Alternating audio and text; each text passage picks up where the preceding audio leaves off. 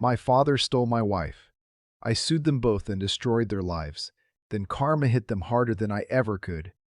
Now she's homeless with HIV and he's blind with no arms.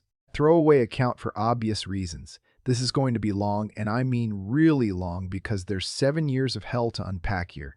I need to get this off my chest because I've been carrying this weight alone for too long. Some of you might think I'm a monster by the end of this. Others might think I didn't go far enough. Either way, this is my truth.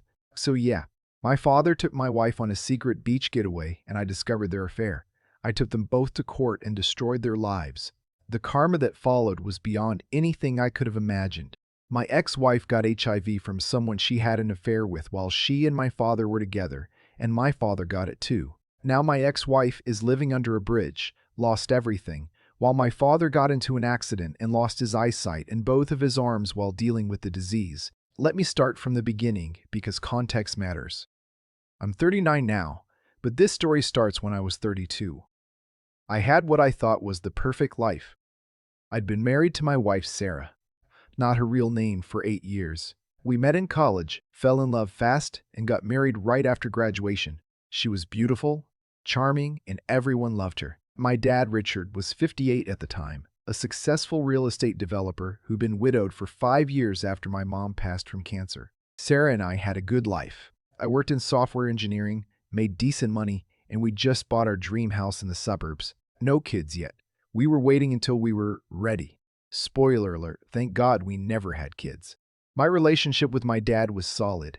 He was my hero growing up. Taught me how to fish, how to fix cars, how to be a man. Or so I thought. It started about 7 years ago in the summer. Small things that didn't make sense at the time. Sarah started going to yoga classes 3 times a week. She'd never been into yoga before. She bought new clothes. Expensive stuff that seemed too nice for working out. She started making sure she looked perfect all the time, even just to run errands. My dad started acting weird too. He'd call Sarah directly instead of calling me. He'd drop by our house when I was at work, claiming he was just in the neighborhood. He bought her expensive gifts for her birthday and Christmas, stuff that seemed too personal, too intimate. A diamond tennis bracelet, designer perfume, lingerie, which he claimed was from both of us, but I never knew about it. I voiced concerns to Sarah. She laughed it off. Said I was being paranoid. Said my dad was just being generous because he loved his daughter-in-law and was lonely after my mom died. She made Emmy feel crazy for even questioning it. Gaslighting at its finest. Memorial Day weekend, 7 years ago. That's when my entire world imploded. Sarah told me she was going on a girls' trip to Miami with her friends from work. A long weekend, Thursday through Monday. She'd been planning it for months, she said. I was supposed to go to a conference in Seattle that same weekend, but it got canceled last minute due to the keynote speaker having a medical emergency. I decided to surprise Sarah. I thought I'd fly to Miami, show up at her hotel with flowers. Maybe we'd have a romantic night. I was actually excited. I wanted to rekindle things. Our marriage had felt a bit distant lately, and I thought this grand gesture would help. I called her hotel Friday morning. The hotel she told me she was staying at, they had no reservation under her name. I called the 3 friends she supposedly went with. 1 didn't answer. 2 had no idea what I was talking about. They weren't in Miami. They hadn't planned any trip. My stomach dropped. I checked her credit card statements online. No charges in Miami, but there was a charge from Wednesday night. A luxury resort in the Outer Banks, North Carolina. A beach resort I recognized because my dad had taken me there as a kid.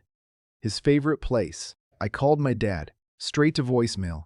I called his office. His secretary said he'd taken a personal week off. Wouldn't say where. I'm not an idiot. I'm a software engineer. I'm good with technology. I'd set up a family tracking app on our phones months earlier, supposedly for safety. Sarah had agreed to it. I logged in.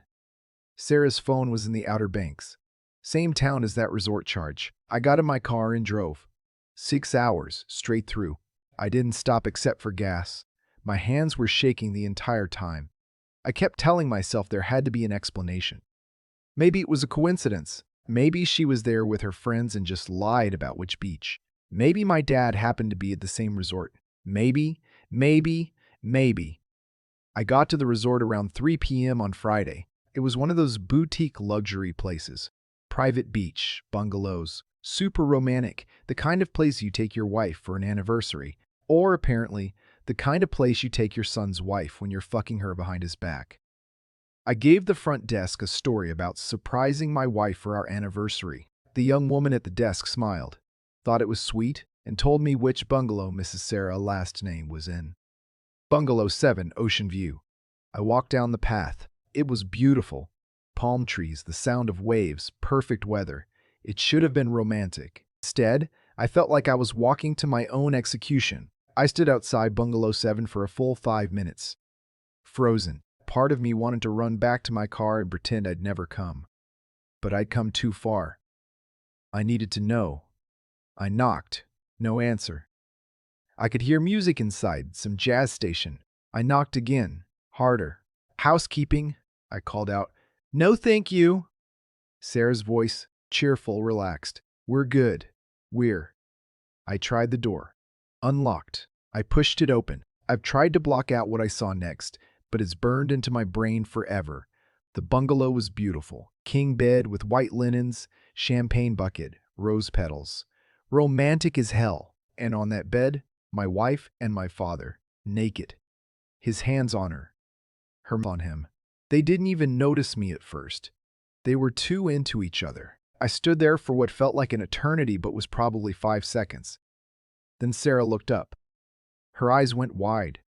She screamed. My dad turned, saw me, and went white as a sheet. I didn't yell. I didn't rage. I just stood there, silent, looking at them. My wife, my father, together. Son, my dad started, don't. My voice was calm, flat, dead. Don't say a fucking word. Sarah grabbed the sheet covering herself. Started crying. Baby, I can explain. How long? I asked. Silence. How long? I roared. That's when the emotion came, all at once, like a tidal wave. My dad stood up, tried to pull on his pants. It's not what you... Have you been fucking my wife? I was screaming now. Couldn't stop. Sarah was sobbing. 2 years, she whispered. 2 years of lies. 2 years of family dinners where they sat across from each other pretending. 2 years of holidays, birthdays, regular days. 2 years of my wife coming home to me after fucking my father. 2 years of my father hugging me, telling me he loved me, while betraying me in the worst possible way. I left. Didn't say another word. Got in my car and drove. I don't remember the drive home. I'm lucky I didn't crash. That weekend was a blur. I stayed in a hotel. Couldn't go home. Couldn't eat. Barely slept. By Monday morning, I'd made my decision. I wasn't going to be destroyed by this. I was going to fight back. I hired the best divorce attorney in the state. Cost a fortune, but I didn't care. I also hired a private investigator. I needed evidence. In my state, adultery matters in divorce proceedings. It affects alimony, asset division, everything. The PI was worth every penny. Over the next 2 weeks, he got me everything. Photos of them together at restaurants, hotels, my dad's house, bank statements showing my dad had been paying for her yoga classes, which were actually hotel rooms. Credit card receipts for jewelry, clothes, trips, phone records showing hundreds of calls and texts between them. Emails where they planned their secret meetups and said disgusting things to each other. One email from my dad to Sarah, I never knew I could feel this alive again. You make me feel young. I love you more than I've ever loved anyone, more than he loved my mother, more than he loved me. The PI also found something interesting. My dad had been planning to leave me everything in his will, his business, his properties, about $15 million total, but 6 months earlier, he'd changed it. In the new will, Sarah and I would split half, but the other half went to some charitable foundation he'd set up. The PI dug deeper. The foundation was a shell. My dad was planning to use it to funnel money to Sarah after he died, keeping it away from me in the divorce. They'd been planning this, planning to destroy me and steal everything. I filed for divorce immediately. Sarah tried to contest it, claimed the affair was a mistake and we could work through it. My attorney shut that down fast, showed evidence of the 2-year affair, the premeditation, everything. Sarah's attorney tried to argue for a 50-50 asset split. My attorney laughed in their faces. We were in a state where adultery mattered, and we had ironclad proof. We pushed for me to keep everything. The house, the cars, our savings, my retirement accounts, all of it. Then came the nuclear option. I sued my father. In our state, there's this old law still on the books called alienation of affection. Basically, if someone deliberately interferes with your marriage and causes its destruction, you can sue them for damages. It's rare these days, but it exists. And it was perfect for my situation. My dad's attorneys tried to fight it, but we had too much evidence. The affair was documented. The premeditation was clear. We had emails where my dad specifically talked about winning her over and how he couldn't help himself even though he knew it was wrong. We had proof he'd spent over $100,000 on Sarah during the affair, gifts, trips, paying for her apartment after I kicked her out. The silver trial was hell. I had to sit there and listen to details of their relationship, how it started. Apparently at a family barbecue at my dad's house, I was inside getting more beer, and they connected by the pool. How they first kissed in my dad's car after he drove her home from helping him with some paperwork. How they first had sex in my childhood bedroom while I was on a business trip. My childhood bedroom. I used to have posters of astronauts on those walls. Sarah testified. Tried to paint it as love. Said she couldn't help her feelings. Said my dad made her feel alive in ways I never did. Said she knew it was wrong but couldn't stop. My dad testified. Looked me in the eye and said he was sorry but that Sarah was the love of his life and he didn't regret it.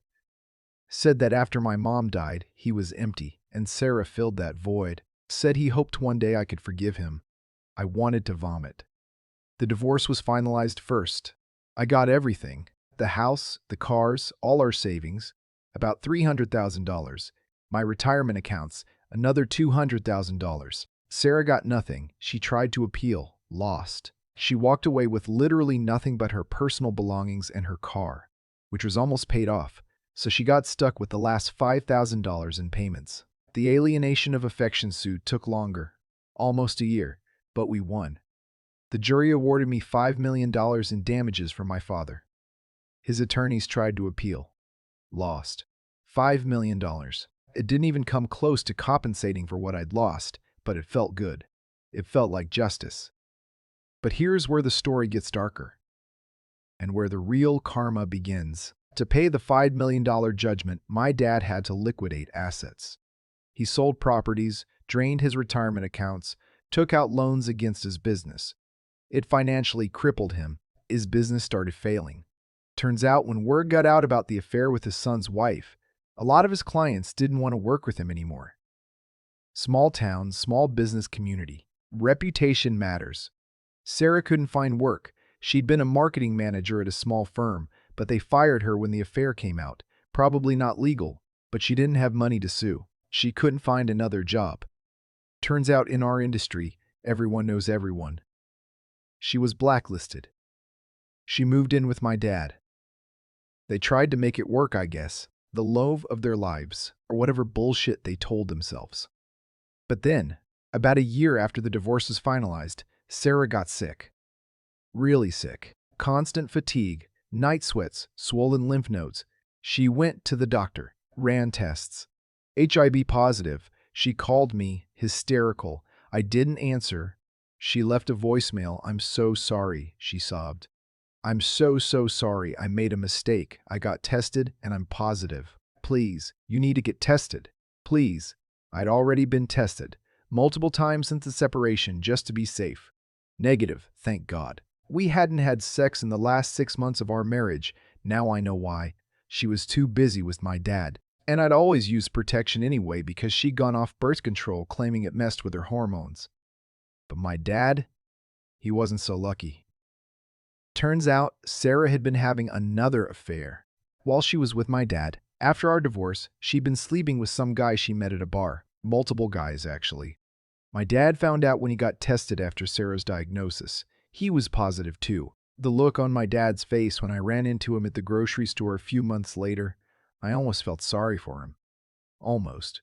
He'd lost weight, looked 10 years older. Tried to talk to me. I walked away. This is the part that makes me question my own humanity sometimes, because when I heard what happened next, part of me felt satisfaction. And I don't know if that makes me a monster. Sarah spiraled fast. The HIV diagnosis broke her. She started drinking heavily, lost the apartment she was renting. My dad tried to help her, but he was broke now. All his money gone to me or to lawyers or to trying to keep his failing business afloat. She ended up on the street, literally, living under a bridge downtown, last I heard from mutual acquaintances. She's been in and out of shelters, struggles with addiction, can't hold down the few jobs she manages to get. She's 39, HIV positive, homeless, and completely alone. And my dad? Jesus. My dad, 2 years ago, he was driving home from one of his few remaining business meetings. It was raining. He hydroplaned, hit a concrete barrier on the highway. The car flipped 3 times. He survived. But barely. Lost his eyesight completely. Traumatic brain injury affected the optic nerves, they said. Irreversible. And both of his arms. I don't know all the details, I heard the secondhand from my aunt, but something about the way the car crushed, the way the metal and glass tore through the vehicle. They had to amputate one arm above the elbow, the other below.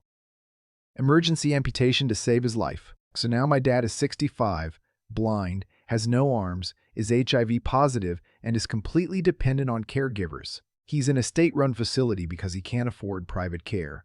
All his money is gone. His business collapsed. His friends abandoned him. My aunt visits him sometimes. She tells me he asks about me. Wants to see me. Wants to apologize. Wants to make amends before he dies. I won't go. I can't.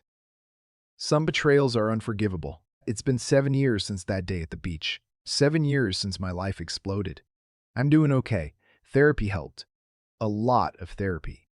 I sold the house, too many memories, and bought a condo downtown. I got promoted twice at work. I'm dating someone new, Melissa, and she's wonderful.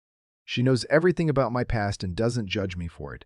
We're taking things slow, but I think she might be the one. I still have the $5 million from the lawsuit, plus my own savings and assets. I'm financially secure for life. I invested wisely, and I'm basically semi-retired at 39. I volunteer at a men's support group for people dealing with infidelity. I'm writing a book about my experience. I'm okay. Not happy. Not yet, but okay. Getting there. But I can't help thinking about them. Sarah under a bridge, my dad in that facility, blind and helpless. And I feel nothing. Sometimes a twinge of satisfaction. Sometimes a flicker of guilt. But mostly nothing. People tell me I should forgive, that holding on to anger is like drinking poison and expecting the other person to die. But here's the thing. They did die. Maybe not physically, yet, but the people they were, dead. Their lives, their futures, their dreams, dead. And I made sure of that. Does that make me evil? Maybe. But they struck first.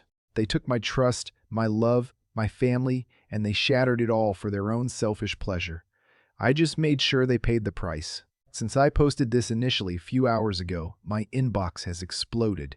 Let me address some common questions. Did I ever find out why they did it? I've thought about this a million times. My therapist and I have discussed it endlessly. The truth is, there's no good reason. Sarah claimed my dad made her feel desired and special in ways I didn't. That I was too focused on work, too distant, too boring. My dad claimed that after my mom died, he was depressed and empty, and Sarah brought him back to life. She made him feel young again. But you know what? Those are excuses. I worked hard to provide for us. I loved Sarah with everything I had. And my dad? He had a responsibility as my father to support me through my mom's death, not use it as an excuse to fuck my wife. The real reason? Selfishness. Pure, simple selfishness. They wanted something, so they took it, consequences be damned. Do I feel guilty about how things turned out for them? Sometimes. Late at night when I can't sleep, I wonder if I went too far. If I should have just divorced Sarah, cut my dad out of my life, and moved on. Let karma handle them naturally. But then I remember that day at the beach. I remember the emails. I remember sitting in that courtroom listening to them describe intimate details of their affair. And I feel the guilt fade. I didn't give Sarah HIV. I didn't make her cheat on my dad with other men. I didn't make her become an alcoholic or end up homeless. Those were her choices. I didn't make my dad drive recklessly in the rain. I didn't cause his accident. That was fate or karma or whatever you want to call it. All I did was make sure they faced legal consequences for their actions. The rest, that was on them. Will I ever reconcile with my dad? No, never. Some people say I should visit him, that he suffered enough, that he's my father and I should show compassion. But those people didn't live through what I lived through. They didn't feel the betrayal I felt. My father died the day I walked into that bungalow. The man in that facility isn't my father. He's just a stranger who shares my DNA and made the worst choices a parent could make. What about Sarah? Would I help her if she reached out? She has reached out. Multiple times over the years. Emails, letters, even showed up at my work once. Security escorted her out. She wants forgiveness. She wants help. She wants me to remember the good times we had. I delete the emails. I throw away the letters. I feel nothing. She made her bed. Now she's literally sleeping under a bridge in it. Let me lay out exactly how everything unfolded, because the timeline matters. Year 1, 7 years ago. May, discovery of the affair. June, filed for divorce. Filed alienation of affection lawsuit. July through December. Legal proceedings, evidence gathering, depositions. Year 2, 6 years ago. January, divorce finalized in my favor. March, civil trial for alienation of affection begins. June, won the civil suit, $5 million judgment. August, my dad begins liquidating assets to pay judgment. November, my dad's business starts failing publicly. Year 3, 5 years ago. February, Sarah diagnosed with HIV. March, my dad tests positive for HIV. April, Sarah loses her apartment, moves into a cheap motel. September, my dad's business officially closes. December, Sarah enters first homeless shelter. Year 4, 4 years ago. January, my dad moves into a smaller apartment, living on Social Security. June, Sarah in and out of shelters, struggling with addiction. October, I start dating Melissa. Year 5, 3 years ago. March, my dad's car accident.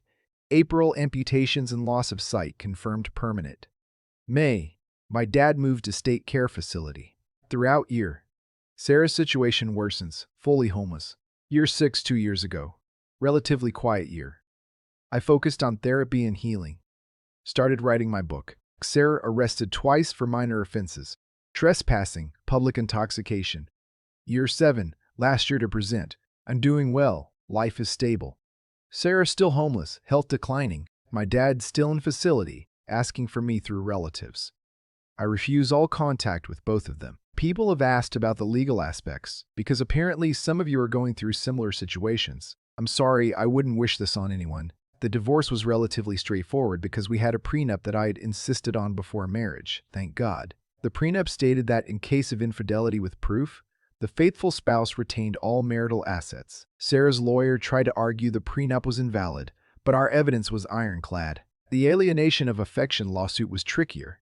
Here's what we had to prove. First, that a valid marriage existed, easy marriage certificate. Second, that love and affection existed in the marriage, harder. We provided photos, emails, testimony from friends about our relationship before the affair. Third, that the love and affection was destroyed. Easy. I testified about the emotional damage. Fourth, that my father's actions caused the destruction. Easy. All the evidence of the affair. My father's defense tried to argue that Sarah was a willing participant. True, but irrelevant. The law focuses on the third party's actions, that our marriage was already troubled. False. We provided evidence of a happy marriage prior to his interference, and that the damages I was claiming were excessive. The jury disagreed. The $5 million wasn't arbitrary. We calculated cost of therapy and mental health treatment at $100,000, estimated lifetime. Loss of consortium, the loss of marital benefits, at $500,000, emotional distress at $2,000, and punitive damages to punish my father for his actions at $2,400,000. The jury bought it. My father appealed, claiming the amount was excessive and that the law itself was archaic. The appeals court upheld the verdict. People assume the $5 million made everything better. It didn't. Money doesn't heal betrayal. Money doesn't give you back trust or family or innocence. But I'd be lying if I said it didn't help. It meant I could afford the best therapy money could buy, and I needed years of it. Take time off work to heal without financial stress, invest in my future and feel secure, and know that my father's betrayal cost him everything, just like it cost me everything. Was it worth it? The money? Some days I'd trade it all to go back to before that Memorial Day weekend, to have my naive happiness back. Other days, I'm glad I destroyed them financially. It depends on the day. This is something I haven't talked about much, but it's important context. My mom's side of the family, my aunt, uncle, cousins, they were horrified by what my dad did. They supported me fully. My aunt testified for me in the civil trial. She's the one who occasionally updates me on my dad's condition. I don't ask, but she feels I should know. My dad's side of the family? Split. Some thought I went too far. Said I should show mercy, that he's still my father. That family is everything. I cut them all off. If they couldn't see how wrong he was, I didn't need them in my life. My friends were mostly supportive, but I lost a few. A couple of guys said I was being vindictive, that I should man up and move on.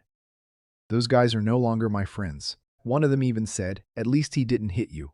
Like emotional and psychological devastation doesn't count as real damage. Sarah's family tried to stay neutral at first, then sided with her. Her mother sent me a long letter about forgiveness and how Sarah was sick and needed help. I sent it back unopened. The toughest part was mutual friends. Our social circle imploded. Some sided with me, some with Sarah. Most just wanted to stay out of it. We'd been together so long that our lives were completely intertwined. Losing the marriage meant losing half my social connections. People ask about dating after something like this. How do you trust again? Answer, you don't. Not for a long time. I tried dating about a year after the divorce. It was a disaster. I was suspicious of everything. If a date mentioned her father, I'd tense up. If she was too friendly with a waiter, I'd wonder if she was flirting. I was a mess. Therapy helped. A lot. I learned to separate my trauma from new relationships. Learned that not everyone is Sarah.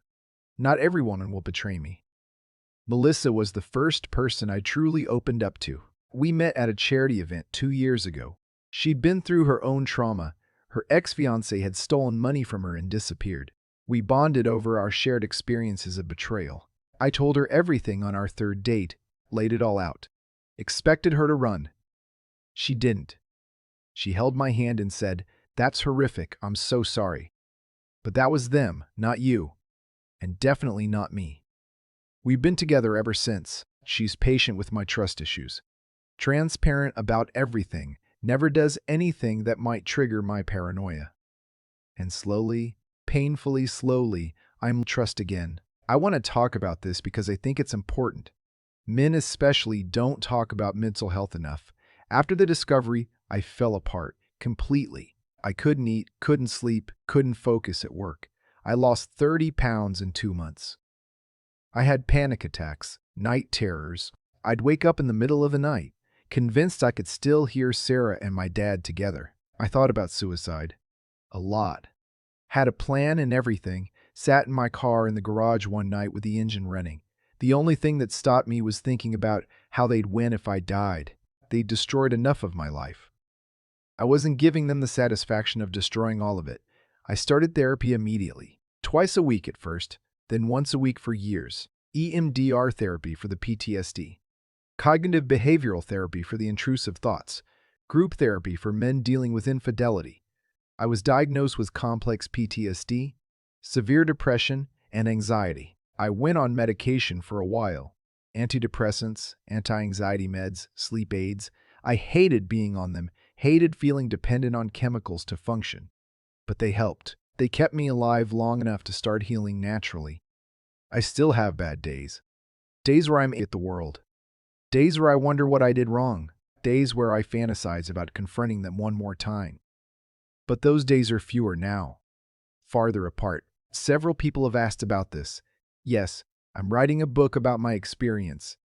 It's part memoir, Part self-help guide for men dealing with infidelity. Working title, When Trust Dies, A Man's Guide to Surviving the Ultimate Betrayal. I'm about halfway through. My therapist thinks it's good for me. Therapeutic to get it all out. My agent thinks it'll sell. There's apparently a market for stories like mine. Other people want to know they're not alone, that survival is possible. I'm changing names and identifying details for legal reasons and basic human decency despite everything.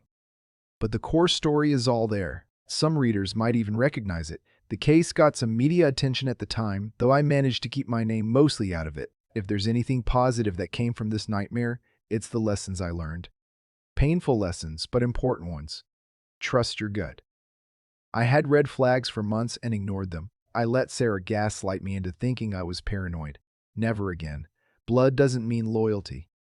Your family can betray you just as badly as anyone else, sometimes worse, because you trust them more. Protect yourself legally. That prenup saved me. Those detailed financial records saved me. Documentation saves you. Betrayal doesn't discriminate. This can happen to anyone. Rich, poor, young, old, any gender, any background. No one is immune. Revenge is a dish best served through the legal system. I didn't slash tires or key cars or post revenge porn. I used the courts. I used the law. I destroyed them legally and completely. Healing takes time. 7 years later, I'm still healing. And that's okay.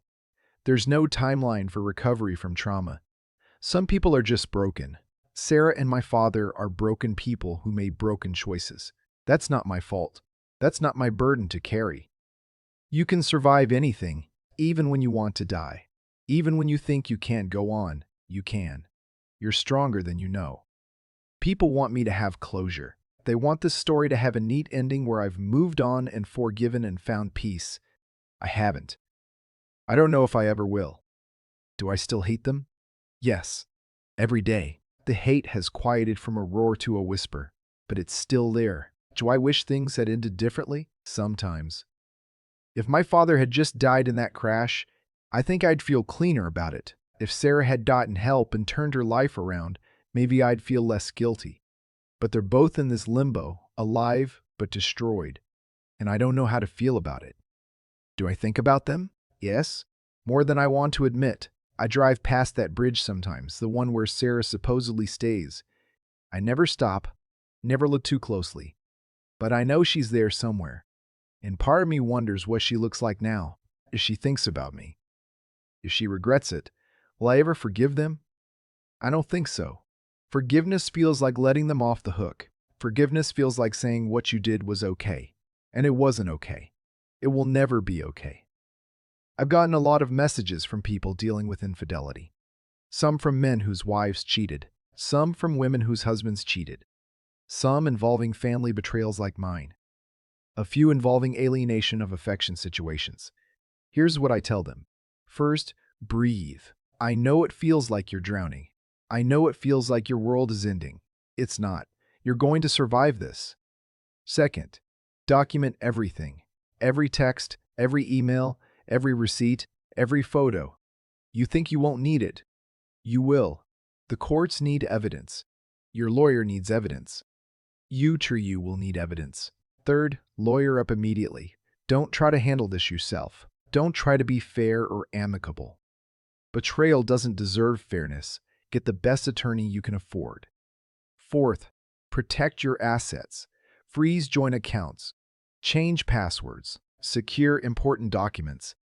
People who cheat will often steal too. Fifth, get therapy. Immediately.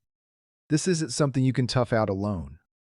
Your brain has been traumatized. You need professional help. Sixth, lean on your support system. Real friends will support you. Fake friends will make excuses for the cheater.